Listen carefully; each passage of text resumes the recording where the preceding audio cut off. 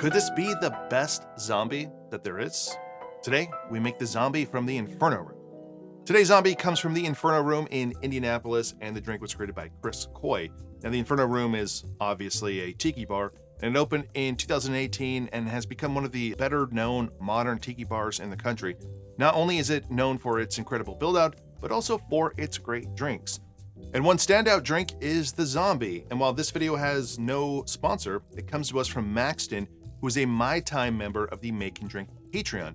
Join the My Time tier and you have the option of sharing with me one of your favorite recipes that we can then make here on YouTube. While we are making a zombie and one with 11 ingredients, there's nothing that's actually crazy or too out of the ordinary for this one. So let's just jump into making the Inferno Room zombie. I'm gonna start with 3 dashes of Angostura bitters, 3 drops of absinthe, 1 ounce of lime juice, half an ounce of grapefruit juice, 1 bar spoon of grenadine, half an ounce of cinnamon syrup, 1/4 ounce of a honey syrup, 1/4 ounce of falernum, 3/4 ounces of Worthy Park 109 rum, 3/4 ounces of Planteray OFTD rum, and 3/4 ounces of Hamiton 151.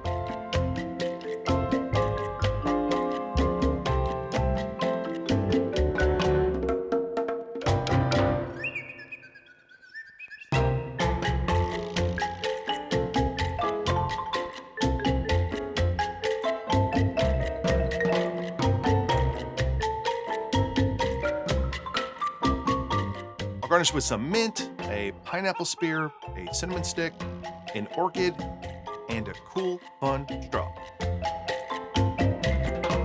So there you go, the zombie from the Inferno. All right, let's try it. Cheers.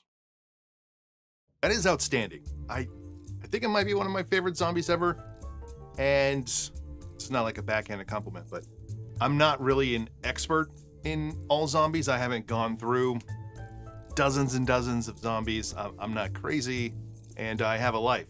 But I often find the zombies, Dawn the Beachcomber zombies, whichever other ones I've made, they're too strong. And I don't mean strong from like a rummy booziness, but just there's dominant flavors that I think are just too intense. And this one is not. Even though we have a lot of stuff in here, there's a lot going on. And you have all the makings that we're used to in a zombie. It's balanced. It's one of the few zombies I could ever think of that I could tell you it's balanced, yet still strong. While many zombies will call for like a shit ton of rum, usually 3 ounces, maybe even more, this one does not. It's only, 2 1/4 ounces. However, each one of those rums is strong. Worthy Park 109, Planteray, Hamiton 151. Those are all very strong rums. This is going to lean more like a rum that has like 3.5 ounces. I don't know the actual math, something like that, right? So it's plenty strong, but like I said, it's balanced out. The sweetness, the spice, the bitterness from the grapefruit, the cinnamon, and I have a very strong cinnamon syrup that I love, but it's not dominant. The absinthe is just enough to pick it up without taking it over. And I did use a heavy bar spoon of grenadine, which I think is good. You can taste the grenadine. All in all, it's wonderful. It's delicious. Maybe, quite possibly, my favorite zombie to date.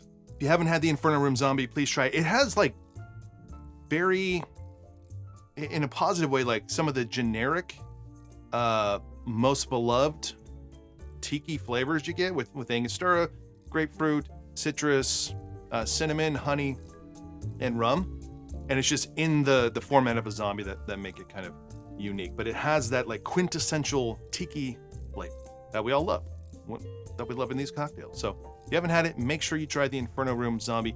Thank you to Maxton for suggesting this and working with me on this episode, and for supporting this channel. And like I mentioned at the top of the video, if you have a recipe from a bar that you know that's publicly available, not something that they wrote down on a napkin just for you, and you want it shared here on YouTube, then join the Make and Drink Patreon, join the Mai Tai tier, and I will make a video just for you so you can show your friends, your family, impress them. They'll think you're cool, that you're special, that you're interesting, and that's all we want in life.